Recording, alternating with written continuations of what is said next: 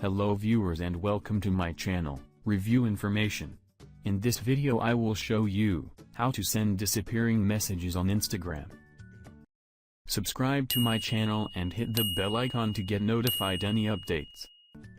With Vanish mode turned on, messages automatically disappear after they are seen, or once the chat is closed.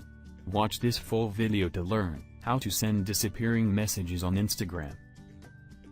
Make sure you have the latest version of Instagram installed on the phone. To begin, open the Instagram app.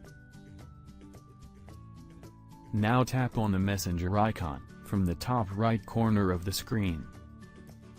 Open any chat window where you want to send the disappearing message. Swipe up the chat screen until you see a circle and a message. Swipe up to turn on Vanish mode. Release the finger. And that's it. You are in the Vanish mode. Here Instagram will auto-clear the messages once you or the other person exits from the chat. You cannot see any messages next time you enter the chat again. To disable Vanish mode, tap on Turn off Vanish mode. And the Vanish mode is turned off. So in this way, you can send disappearing messages on Instagram. Thank you for watching.